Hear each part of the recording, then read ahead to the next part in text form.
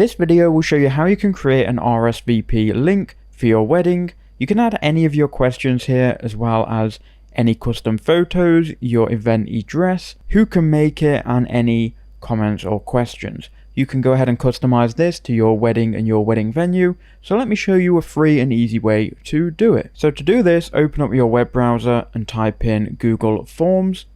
Now to do this, we're going to need a Google account to create this, but all of your guests won't have to have a Google account to fill it out. They also won't be required to sign into any account to fill it out. It will be a simple yes or no form, and they can enter in any questions that you require. So click on the first link to Google Forms.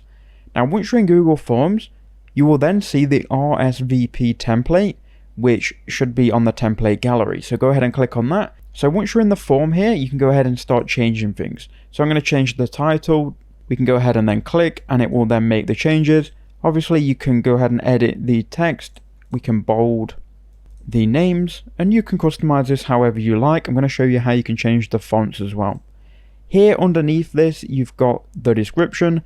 Here will be a good place to add in the event address and also an emergency contact number that anyone might need to call if needed. You've then got the questions. Google are going to add some questions themselves. We can go ahead and delete them and add our own questions, which I'll show you. We also need to customize something on the form.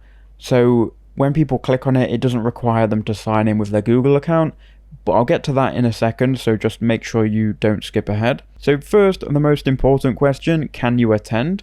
Obviously this is going to be a yes or no. Yes, I'll be there, or sorry, I can't make it. You've then got what are the names of the people attending. You can go ahead and click on this, and what I would do is make this required as well, because you don't want people to say yes, I'll make it, but not fill in their names as well. That would be quite silly. So go ahead and make that required as well. Then here we've got how did you hear about this event? If you want to click on this, you can go ahead and then click delete question and just trash can this. And then you've got comments and or questions, which again you might want, you might not. You might want to keep this very simple. Again, you can delete it if needed. Now at any point you can click the add question button, and you can then ask a question. You can have it be a short answer, a paragraph, multiple choice, and so on. Maybe you want a multiple choice question here, and then maybe you've got a couple of options for food. Again, I'm oversimplifying here, but you would have your own choices and your own reasons for asking these questions.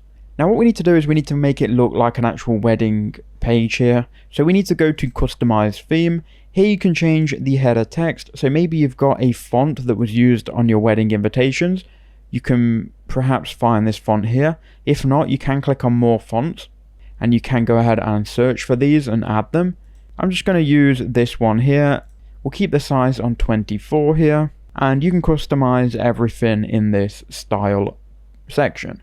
Now if you go to the header, you can take away the header that's currently there and have no header, or if you click on choose image, you can go ahead and either upload your own photo by clicking upload, or if you go to Google Images, you can just search for wedding and add one of these. Maybe you have a picture of your venue that you want to add, so you can add that. I'll just select this one and we'll click insert. We can then position it so that looks good. We'll click save. That should then automatically update the color scheme of the form. You can, however, go and manually change it. Now the most important thing that you would want to do is go to settings in the top right hand corner, and then scroll down and go to form defaults.